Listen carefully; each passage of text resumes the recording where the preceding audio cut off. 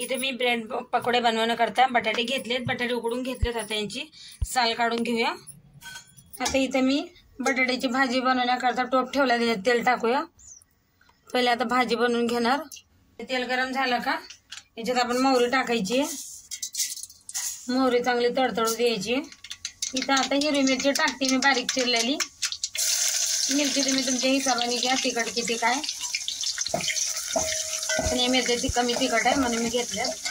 आता इथं कढीपत्ता घेतला, असं तोडून घेतलाय कढीपत्ता, हे टाकूया आणि असं चांगली मिरची परतून घेऊ याच्यात। आता याच्यात मी थोडीशी हळद आणि थोडासा गरम मसाला घेतलाय, तो पण टाकूया, परतून घेऊ। मग त्याच्यात बटाटे टाकायचे आपल्याला। बटाटे असे कुस्करून घेतलेत, ते टाकूया।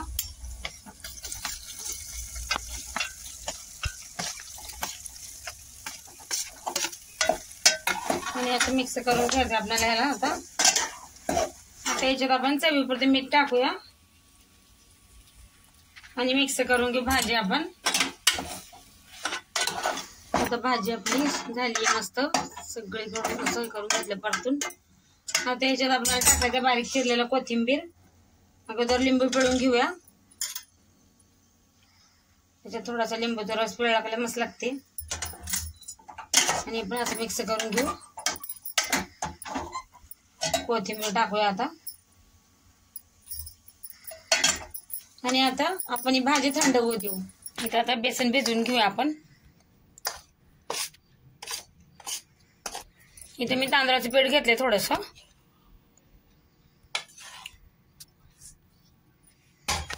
आता याच्यात मीठ टाकायचं आपल्याला चवीपुरतं,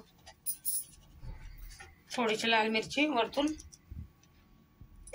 आणि थोडीशी हळद। आता मिक्स करून घेऊ आपण पीठ बेसन। आता त्याच्यात पाणी टाकून आपण चांगलं हे बेसन घोळून घेऊया। हे बघा चांगलं घोळून घेतलंय बेसन असं, हे बघा।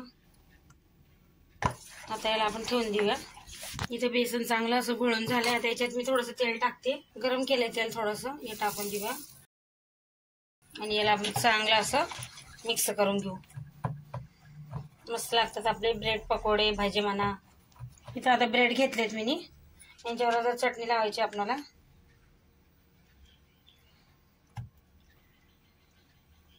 सगळीकडे लावून घ्यायची।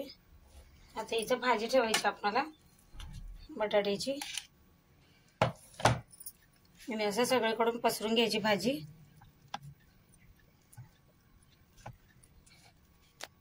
आता याच्यावर ठेवायचं ब्रेड, असं दुसरं पण असंच करून घेऊया। सगळं असं बनवून घेतले मी। आता यांच्या पण भाजी बनवायला घेऊया। याला असं करू साईडने असं।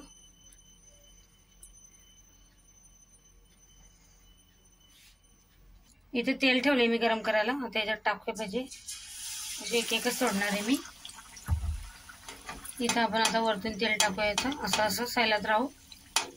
मी एकच टाकलंय पकोडा, कढई लहान आहे म्हणून। आता याला आपण पलटून घेऊया।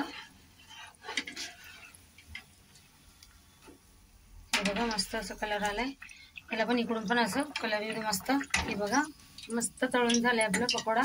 आता आपण काढून घेऊया आणि बाकीचे असेच करून घेऊ। हे बघा मस्त बनलेत भाजी आपले पकोडे। याला मी आता कट करते। याच्यात मी सोडा वगैरे काही टाकला नाहीये। तयार आहेत आपले ब्रेड पकोडे। चटणी पण आहे बघा, सुकी मिरच्या आहेत तळलेल्या। रेसिपी आवडली असेल चॅनलला सबस्क्राईब करा, लाईक करा।